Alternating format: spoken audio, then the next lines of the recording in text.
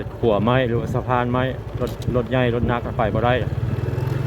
หน้าแซงเนี่ยตามมาว่าแม่โอ้บริวารเนาะนี่เป็นตากาอันนี้เป็นเสียหน้าแซงหมดตกพี่น้องบรรยากาศภาคขนาดนี่คือต้นดอกจำปาพันปีเข้าใจกันน้ำคือคุณผาเบื้องนั้นเนาะตามผู้เฒ่าผู้แก่เพิ่นเล่าสิว่างว่าเป็นผาของคนบางบดได้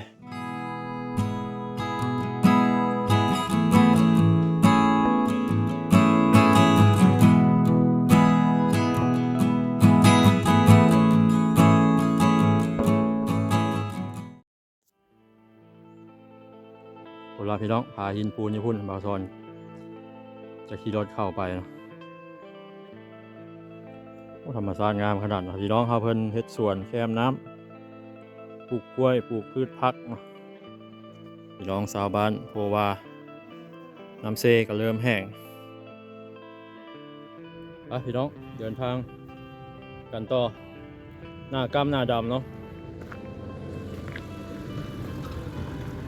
ตากแดดตากลมหน้าดำขนาดทั้งขี้ฝุ่น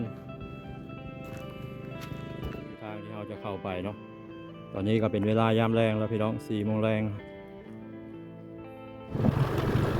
ที่ทางบ้านดังมีต้นจำปาพันปีแล้วพี่น้องต้นจำปาใหญ่เนาะเรียกว่าต้นจำปาพันปี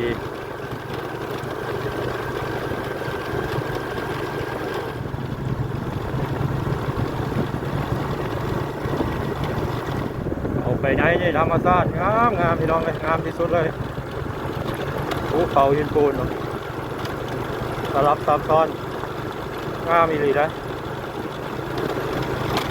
เราตอนนี้ไม่ได้มาหลายปีแล้วมาครั้งล่าสุดประมาณ 3-4 ปีก่อนมาไกลหอมผู้หอมผาอากาศเริ่มเย็นแล้วพี่น้องเย็นชิวๆเลยจากบ้านโพว่าไปนี่ก็บ่ไกลประมาณ 8-9 กิโลเมตรบางเทื่อก็บ่ฮอดพี่น้องในธรรมชาติสำหรับพี่น้องเนี่ยภูเขาหินปูนป่าหน่อไม้เมืองมหาไซยมราชนากาย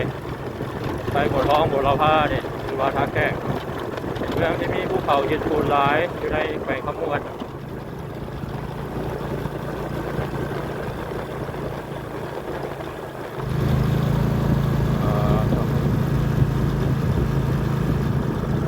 เข้ามาในเส้นทางนี้ก็ที่มีอยู่ประมาณ2 บ้านนี่แหละเราตอนก็เจออีกบ้านหนึ่งว่าบ้านอย่างอยู่ในบ้านดังเมืองมหาไซบ้านดังเมืองเซบังไฟกับพี่เนาะนั่นเป็นบ้านดังท่าบ้านดังเมืองไซบุรีแขวงซอนทั้งเขตกับพี่เนาะอันนั้นบ้านดังสวรรค์นี่เป็นบ้านดังมหาไซที่เราไปเข้ามาในบ้านนี้จุดเด่นที่เป็นเอกลักษณ์นั่นก็คือภูเขาหินปูนพี่น้องเอ้ยต้นดอกจำปาพันปี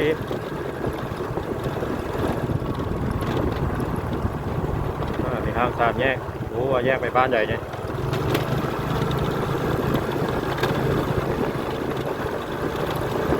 ดอกจำปาพันปีนะบางตอนกับผมมีข้อมูลละเอียดเพราะบ้านใดได้ยินพอคร่าวๆแบบเขาเจ้าเล่าสู่ฟังเนาะว่าจะมีชาวบ้านเพิ่นกำลังจะไปสร้างธาตุพนมเมื่อปีพ.ศ. 8นะสร้างธาตุพนมอยู่ภูกำพร้าหรือว่าธาตุอำเภอธาตุพนมปัจจุบันนี่แหละขี่เรือรองลงมาแล้วมาได้ยินข่าวว่าธาตุพนมสร้างสำเร็จแล้วก็เลยเอาดอกจำปานะต้นดอกจำปามาปลูกไว้อยู่ที่บ้านดังนี้ตอนนี้ก็กลายเป็นบริเวณวัดของบ้านเพิ่นเลยเป็นที่มาของคำว่าดอกจำปาพันปีว่าพิพาทเนาะเราสอนจะต้องขอโทษขออภัยเนาะจะยินมาแบบนั้นบางคนก็ว่าดอกจำปา100 ปี200 ปีว่าไปเนาะยังบ่มีผู้ใดมีข้อมูลละเอียดหรอกแต่ว่าคนในท้องถิ่นนี่เขาจะเอิ้นว่าต้นดอกจำปาพันปีโอ้ข้างหน้ามีขัวไม้พี่น้องเลย แต่ว่าก็มีทางเว้นทางเว้นสำหรับรถบรรทุกรถใหญ่ฝั่งนี้ก็มีอีกบ้านหนึ่งเนาะไม่แน่ใจว่าบ้านใดเป็นขัวไม้หรือว่าสะพานไม้รถใหญ่รถหนักไปบ่ได้มันสิฮักอ๋อบ้านอันนั้นบ้านสมสนุกเห็นป้ายแล้วพี่น้องทางแยกไปบ้านสมสนุกบ้านติดแคมป์เซยามฤดูฝนน้ำท่วมได้พี่น้องเขตนี่ตามเส้นทางนี่ไปบ่ได้พี่น้องในบ้านต้องได้ขี่เรือลองลงมาทางบ้านโพวารถสีเที่ยวบ่ได้เป็นเวลาบางเทื่อมันท่วมเกือบเป็นเดือนหรือว่าเดือนปลาย2 เดือนก็มีเนาะแล้วแต่ว่าปีใดมีน้ำหลาย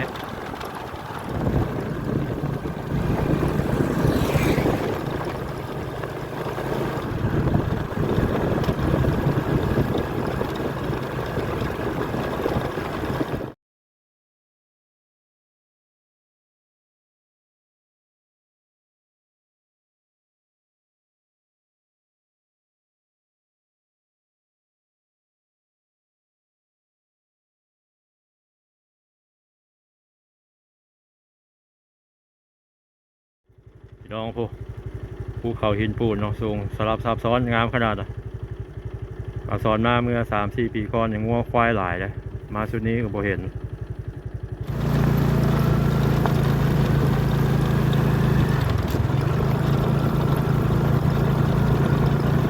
มายามหน้าเนี่ยก็จะงามขนาดใกล้จะฮอดตัวบ้านเพิ่นแล้วเนาะ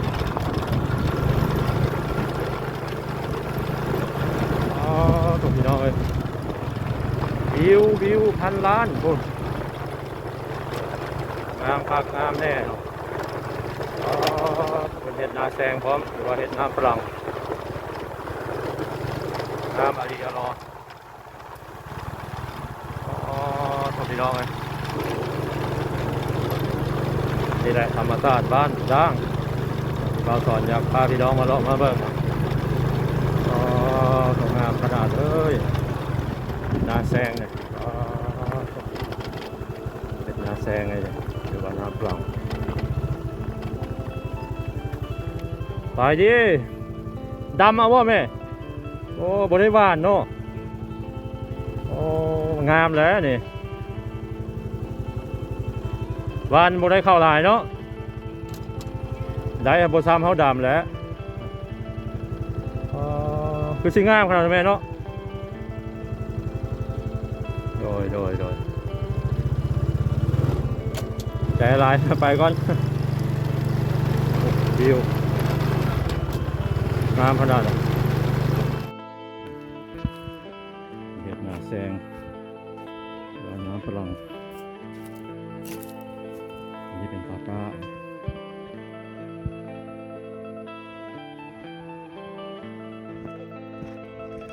อันนี้ตาก้าไปนะพี่น้องเลยโอ้กาพอดีดำเนาะดำแบบมันบปาดหางมันกำลังคุณเชี่ยวเฮ็ดนาแซงเนาะน้องสาวบ้านดัง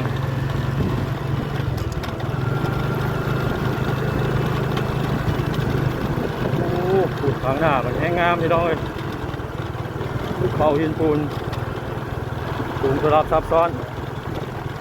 เกินครับบรรยาย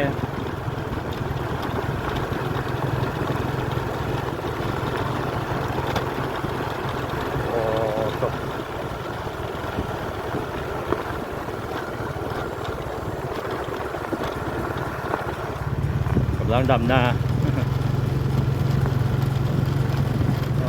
ก็พี่น้องเลยงามภาคงามแน่เด้อบ้านดังพร้อมห่อไปด้วยพาอินปูนทั้งหมดเส้นทางก็จะมาสุดอยู่บ้านเพื่อนนี้ไปต่อบ่ได้เนาะเฮ็ดหน้าได้ทั้งปีหนึ่ง2 ครั้งเนาะเป็นปั๊มน้ำเซบังไฟขึ้นมาโซนนี้ก็อาจจะเฮ็ดเนาะกำลังปล่อยน้ำเข้ามาในตอนนี้โอ้เฮ็ดคือกันเนาะพี่น้องเฮ็ดนาแซงคือกันหมดเลยกำลังไถแล้วก็ปล่อยน้ำเข้ามางามที่สุดเลย งามพอๆกันกับบ้านปากซองนาแส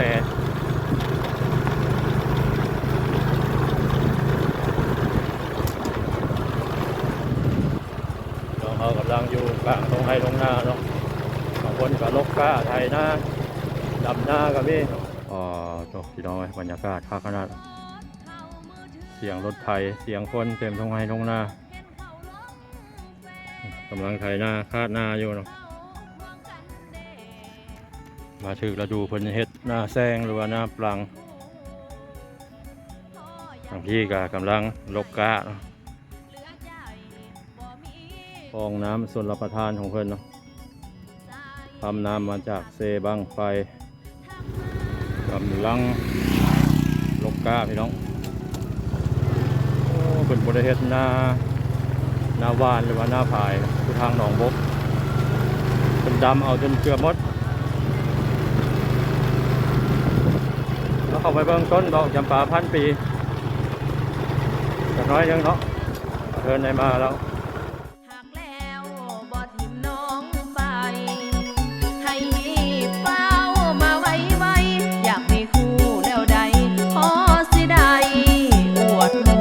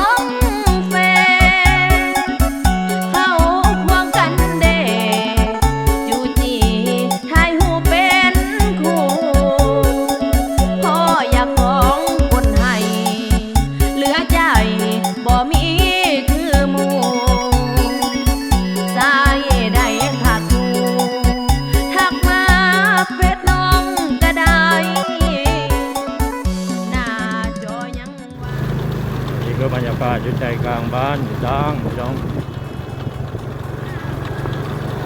เส้นทางก็จะมาสุดอยู่วันนี้ไปต่อก็ได้แล้วเนาะตาหินปูนแมนยูฟากน้ำเซบางไฟเบื้องนั้น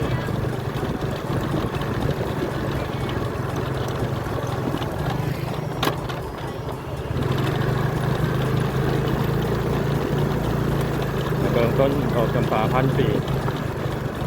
อยู่ภายในวัดเนาะ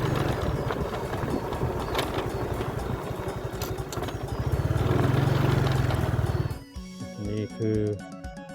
ต้นดอกจำปา1,000 ปีใหญ่ขนาดไหนเนี่ยเบิ่งงาของมันเนี่ยปกติต้นดอกจำปาทั่วไปมันจะเป็นใหญ่กว่านี้เนาะ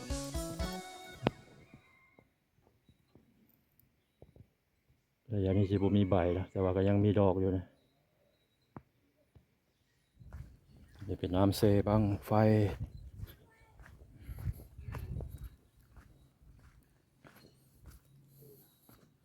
น้ำขุ่นเซบังไฟบ่เข้าใจกันนะน้ำคือขุ่นอยู่จุดนี้น้ำสีแคบนะเซบังไฟบ่เนี่ย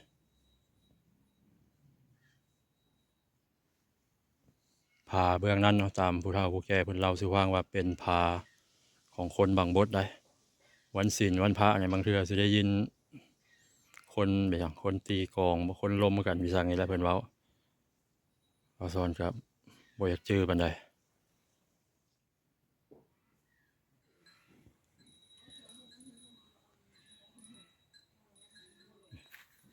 ต้นใหญ่อะลีมันสิมีแต่ก่อนแล้วสิมีพระธาตุก็เพิ่นก่อพระธาตุใส่ไว้เนาะตอนนี้พระธาตุมันก็ผุพังลงเหลือแต่ก้อนดินจี้นี่คือก้อนดินจี้เนาะที่เพิ่นเฮ็ดพระธาตุแต่ก่อนโอ้เบิ่งงาใดก็ใหญ่ขนาดเลย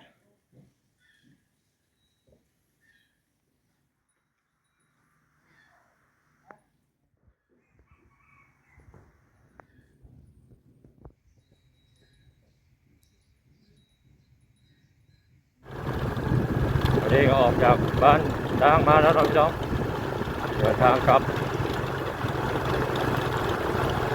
อากาศค่อยแรงตะเวนกำลังสิตกดินพี่น้องเอาก็กำลังคุ้นเที่ยวดำหน้าลบป้า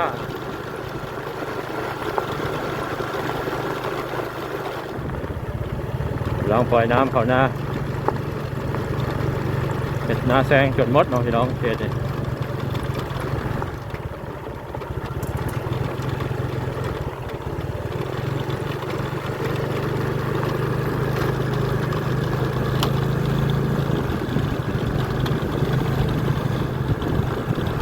เป็นคลิปภาพบรรยากาศเนาะบางตอนพาพี่น้องเลาะเที่ยวชนบทลาวทางบ้านด่างเมืองมหาไซเนาะก็สวยงามดีสวยธรรมชาติบ้านด่างเนี่ยงามสุดๆเลยเนาะตอนนี้บางตอนก็ปิดคลิปนี้ไว้สำหรับก่อนเนาะคลิปหน้าพบกันใหม่ขอขอบใจพ่อแม่พี่น้องทุกท่านที่เข้ามาติดตามรับชมเด้อเนาะขอให้ทุกท่านอยู่ดีมีแรงโชคมาเงินคำร่ำรวยสำหรับคลิปนี้สบายดี